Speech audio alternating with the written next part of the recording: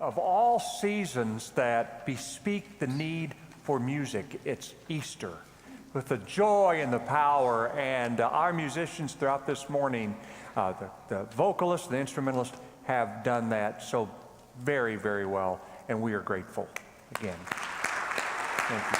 Absolutely, everyone.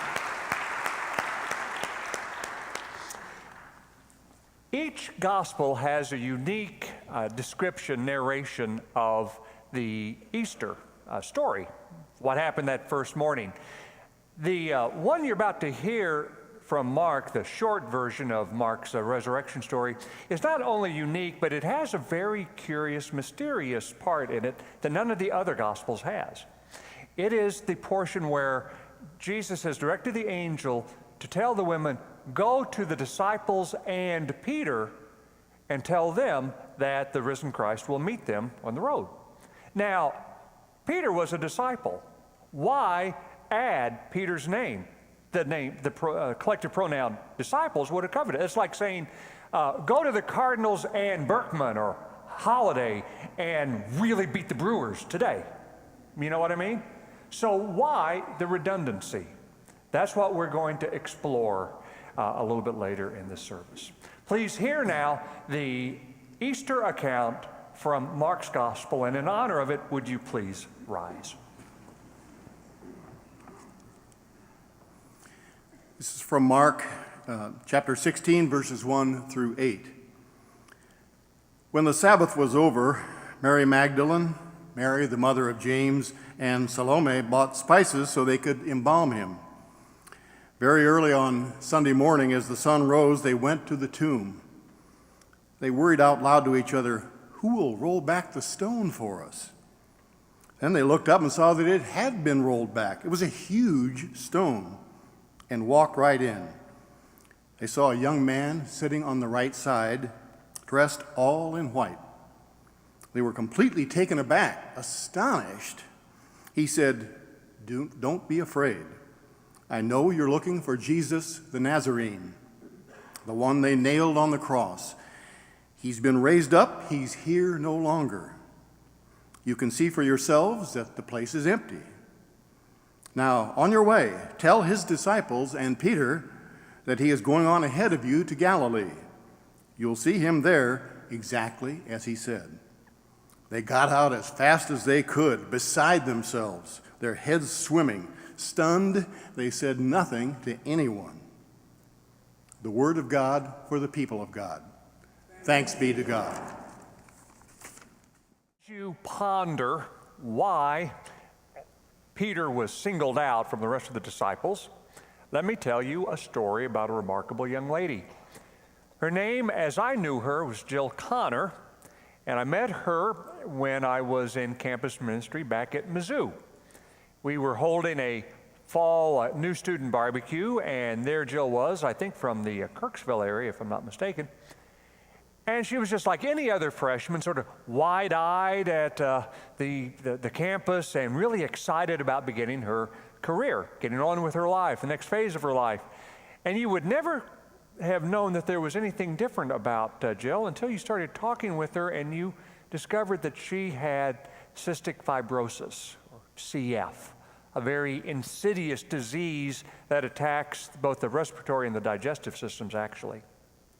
Now, from a time that I had served as a chaplain in a kids' hospital and had seen CF patients there, I knew that usually you didn't live much past your 20, 25 or so age range. And sure enough, as Jill's career progressed in college, her health deteriorated. It got to the point that she could go to class only with portable oxygen canisters in her backpack, and in her apartment she was tethered to an oxygen tank. There was one hope for Jill. It was, at that time, a new procedure that I think was pioneered at Barnes-Jewish Hospital, actually. It was a double lung transplant. Well, of course, that's a risky procedure, but she decided as her health was leaving her that, of course, that was her only hope. She registered for the program, she was accepted, and so she carried a beeper. And that beeper meant that it could go off at 3 in the afternoon or 3 in the morning. But when it went off, she had 2 hours to make it from Columbia to Barnes-Jewish for the transplant. That's how long the lungs would be good for.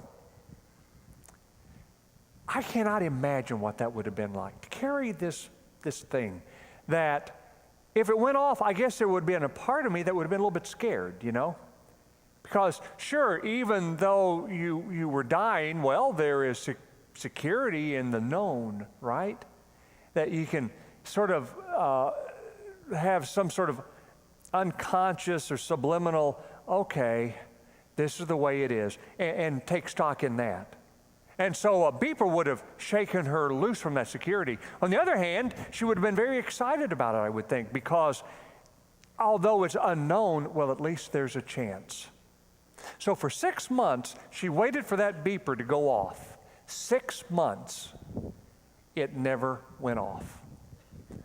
Her condition deteriorated to such a degree that 2 days before Thanksgiving in 1997, she was admitted to Barnes-Jewish. It did not look good for Jill. There would not be much for which she could give thanks that season. And for Peter, in the aftermath of Jesus' arrest, trial, torture, and crucifixion, there was not much for which he could give thanks either. You know what I mean? In those hours and a couple of days following that Good Friday, everything was bleak. He saw nothing but death and destruction all around him. And what a contrast it was to the way he'd begun with Jesus. So enamored was he with this charismatic rabbi that he had left everything to follow him. And Jesus, for Jesus' sake, for Jesus' part, loved it. Because that's a childlike faith that he had so often blessed, you know. And that impetuosity of Peter. Sure, Lord, I'll follow you. Jesus loved that. And so he made Peter part of the inner circle along with James and John. And at one time, Jesus looked at Peter, with all the other disciples sitting around, and he said, Peter, I'm going to make you the rock of my church, and upon you I'm going to build my church forevermore. And you can't help but to think that Peter went, why, of course. Thank you very much. You know, of course he was proud. He was Jesus' right-hand man. And then, in a heartbeat, it was gone. Even though he had said, Lord, even though the rest of them leave you, I will never leave you. He was just like a rabbit when those soldiers came for Jesus. But what was worse was this, and you know the story, he couldn't just stay away. He had to know what was going to happen with Jesus, and so he inched his way back, and he was caught, nabbed. You're one of his followers, aren't you? I can tell by your accent. 3 times Peter denied knowing Jesus. On the third denial, he even added a few choice words from his days as a fisherman.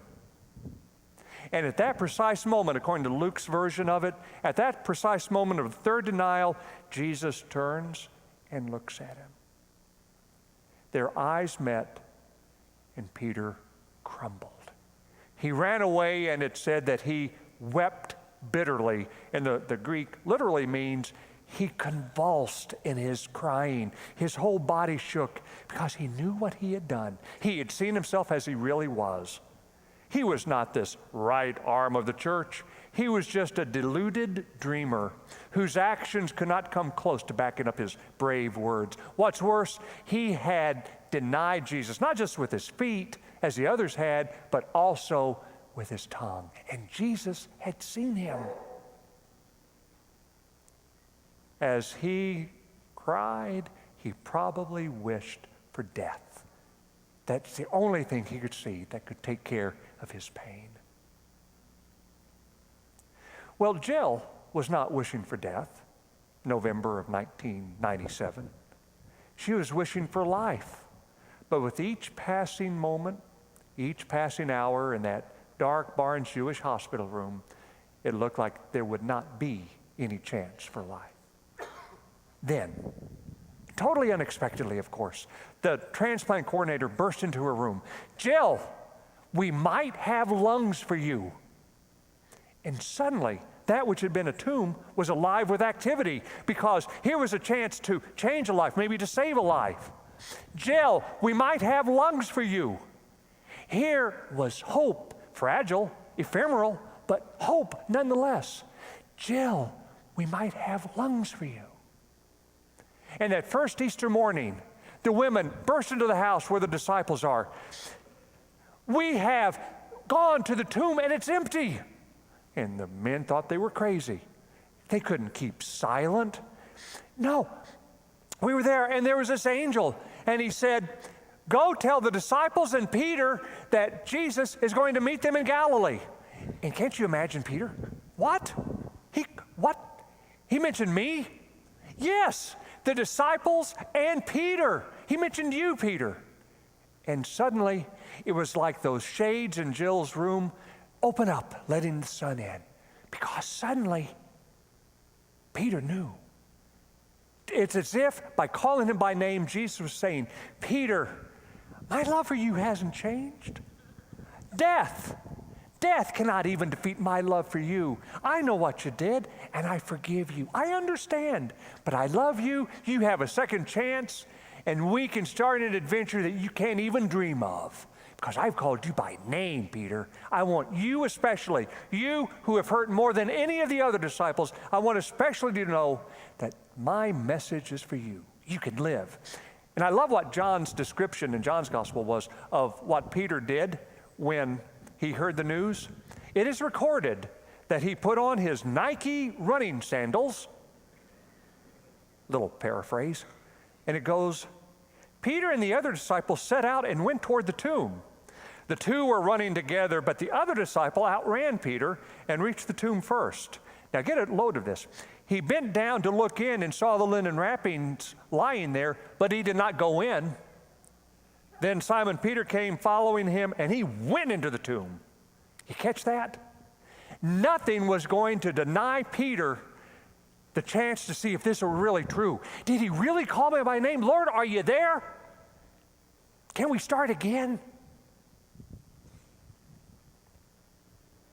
Nothing will deny you either this Easter message.